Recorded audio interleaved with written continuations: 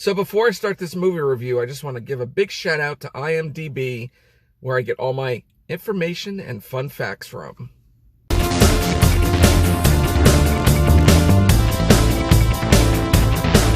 If I had to rate the Indiana Jones films, this is what it would be. My number 1 would be Raiders of the Lost Ark. 2 would be Last Crusade. 3 would be Temple of Doom. 4 would be this movie, Dial of Destiny. And the 5th would be the Crystal Skull movie. What's up, everyone? Movie Mania Nick here. And I just got out of the movie theater seeing Indiana Jones and the Dial of Destiny, which is the last of Harrison Ford playing Indiana Jones in this franchise. It starred Harrison Ford, Antonio Banderas, Mads Mikkelson, Phoebe Waller-Bridge, Boyd Holbrook, John Rhys-Davies, and Toby Jones. And with an appearance by Karen Allen. And the director was James Mangold. So this movie is basically about archaeologist Indiana Jones races against time to retrieve a legendary artifact that can change the course of history. Okay, so here's my own personal opinion about this film. I thought it was okay. Was it the greatest? No, it wasn't the greatest Indiana Jones film. It was, I would say, was more level with the Crystal Skull film, but just a smidge better.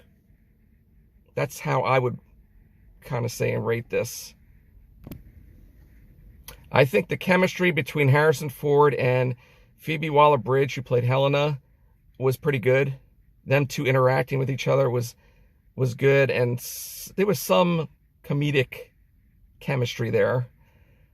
But to a certain point, some of the jokes, it did get old and tiring. The storyline was okay, kind of decent, not the greatest. And when you're dealing with time travel, it's very sketchy, because you do have to fill in those plot holes, and there were some plot holes in this movie with time travel. I think Mads Mikkelson playing the villain, excellent. I like Mads Mikkelson. I think he's a great actor, especially as a villain actor. He's on point. He's really good. It was nice to see John Rhys-Davies and Karen Allen to come back to play their original characters, even if it was for a little bit. I also did like how there were in some scenes where Harrison Ford, Indiana Jones, he did talk about other scenes from the other movies in the dialogue, especially the last one. Also, I did enjoy the fun, adventurous action scenes thereof in this movie. It did bring you back to the old Indiana Jones films in a way. But that's pretty much about what I like about the film. So here's what I thought or did not kind of like about it. It was kind of like a circus movie. It's like, with Mads Mikkelson's character, Elena's character, and Harrison Ford's character, they're all trying to retrieve this time-traveling round piece of artifact, basically. And they're like, no, you stole it from me, and then I stole it from you, and you stole it from me. And it was like a whole bunch of circus, just basically his goons. And it was just, like I said, a circus. That's really what it was. They're all trying to retrieve this one piece. And it was like, what the heck is going on here? You knew what was going on, but it was like, all right, this is a little too much.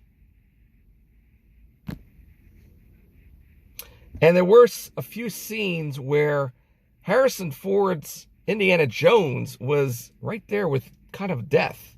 You thought he was going to die. Especially that first scene in that building. And there's an explosion, but I mean, I don't want to give it away, but it's like, wait a minute. How did he survive that? But otherwise, there's a few other scenes in this movie, kind of like you're scratching your head, like, that's not physically possible. All right, so let's talk about the CGI. Okay. Now, in some scenes, you could definitely tell the CGI was not on point. It was fake, but it was a little better than it was Actually, I should say it was a lot better than what it was in the Temple of Doom, where you can definitely tell there was the back screens or green screens. You could definitely tell it was fake. But this was okay, but you could still tell it was fake. Also, they de-aged Harrison Ford in this film, and it was okay in a way, but if you look at his teeth, you could tell it was Harrison Ford 80-year-old teeth instead of 40-something-year-old Harrison Ford teeth. So they didn't really improve that much. But it was decent, I would say. But if you're going to make a film like this, you got to be exactly on point, especially with CGI. Then there were some scenes in this movie where it was funny at first, but then it just got annoying after a while. Especially the scene of the ex of Elena. He was just chasing after her, and it's like, dude, go away. Seriously, just go away. He's getting annoying. And there were some scenes in this movie where some of the actors, did they really have to be in this movie? No, they didn't. But overall, guys, is it worth seeing?